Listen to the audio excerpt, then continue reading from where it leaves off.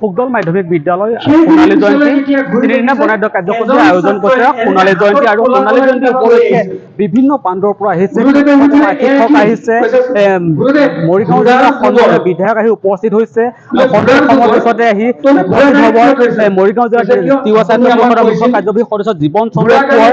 বিভিন্ন প্ৰান্তৰ পৰা বিভিন্ন ধৰণৰ বিষয়ববী আহি উপস্থিত হ'ব। তাৰ আৰু পৰিৱেশ এনেধৰণে যি পৰিৱেশ যে ফুকদলৰ যি ছাত্ৰ ছাত্ৰীসকল বা অভিভাৱকসকল আহি উপস্থিত হৈছে। সোণালী জয়ন্তী পৰিৱেশৰ আয়োজন কৰিছে। বিভিন্ন প্ৰান্তৰ পৰা আহি উপস্থিত হোৱা সমান্তৰালভাৱে বিষয়ৰ বা মন্তব্য ল'ব চেষ্টা কৰিম। কি কয় আজি এই সন্দৰ্ভত সোণালী জয়ন্তী উখল মাখল পৰিৱেশৰ আয়োজন কৰিছে, কি ক'ব আজি যি সোণালী জয়ন্তী উপলক্ষত যি উদযাপন সমিতি সভা উদযাপন সমিতি বিষয়টো কি কয় মন্তব্য ল'বৰ কাৰণে চেষ্টা কৰিম। 9-10-11 নৱেম্বৰত আমি সোণালী জয়ন্তী উৎসৱ উদযাপন কৰিছোঁ।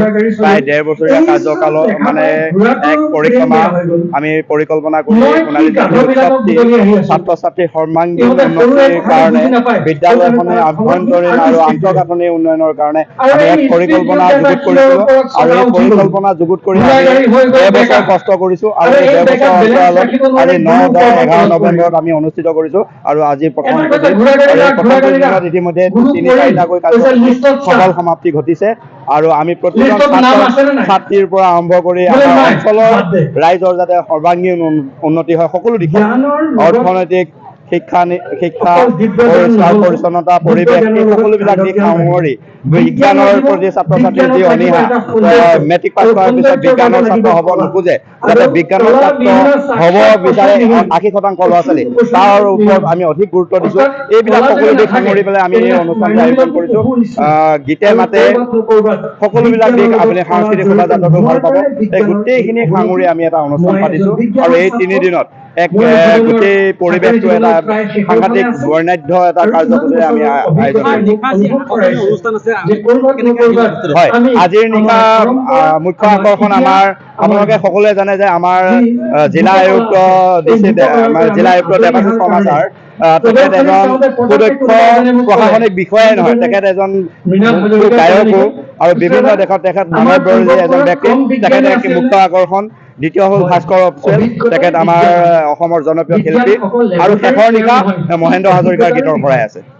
এনেধৰণে গুৰুত্বপূৰ্ণ মন্তব্য আগবঢ়াইছে যি সোণালী জয়ন্তী বৰ্তমান যি ৰাজ্যিক শিক্ষক বঁটাৰ প্ৰাপ্ত প্ৰধান শিক্ষক প্ৰয়াত মতিয়াম শইকীয়া পুৰণৰ মঞ্চত ভাষণ চলি আছে বা যি মঞ্চৰ কাৰ্যসূচী চলি আছে। এই মঞ্চৰ কাৰ্যসূচীতে বিভিন্ন প্ৰান্তৰ পৰা এই ছাত্ৰ ছাত্ৰীসকলৰ লগতে অভিভাৱকসকল আৰু বিষয়ববীয়াসকল এই উপস্থিত হৈছে।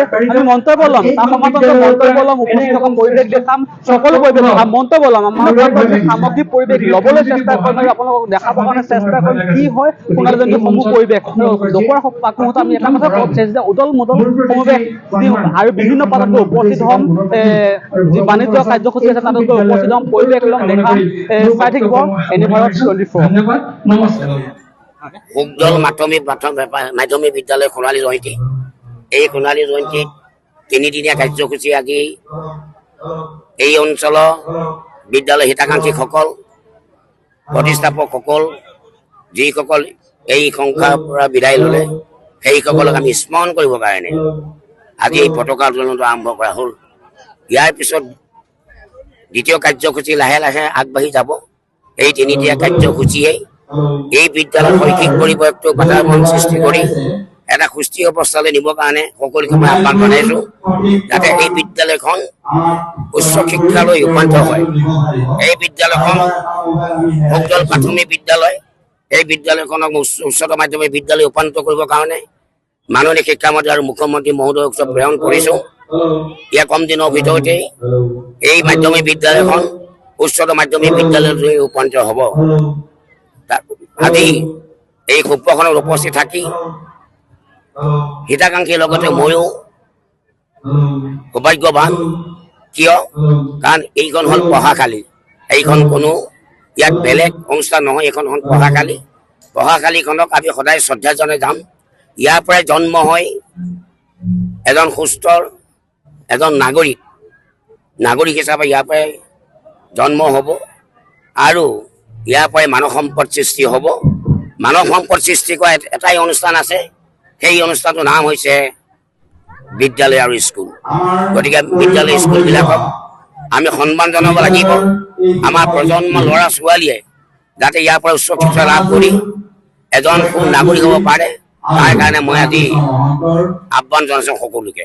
নমস্কাৰ, মই উৎপল দাস আৰু আপোনালোকে চাই আছে এনি ভাৰত। আৰু আপোনালোকক জনাবলৈ পাই মই বহুত সুখী হৈছোঁ যে আমাৰ সকলোৰে মৰমৰ শ্ৰদ্ধা জুবিন গাৰ্গৰ গীতসমূহৰ ভিত্তিত এটা খুব সুন্দৰ ৰিয়েলিটি শ্ব' এনি ভাৰতে আয়োজন কৰিছে, জুবিনৰ গানে কি আনে। এই প্ৰথম ছিজনটোত অডিশ্যনছ আৰম্ভ হ'ব অগষ্টৰ পৰা অসমৰ বিভিন্ন জিলাত। গতিকে মই সমূহ কলা কুশলী, বিশেষকৈ যিসকল প্ৰতিভাশীল গায়ক গায়িকা আছে আমাৰ সমাজত, তেওঁলোকলৈ মই এটা আহ্বান জনাইছোঁ, তেওঁলোকে প্ৰস্তুত হওক এই ৰিয়েলিটি শ্ব'ৰ বাবে। আৰু তাৰিখটো হৈছে 15 আগষ্ট 2024 চন, এনি ভাৰতৰ অডিশ্যন জুবিনৰ গানে কি আনে।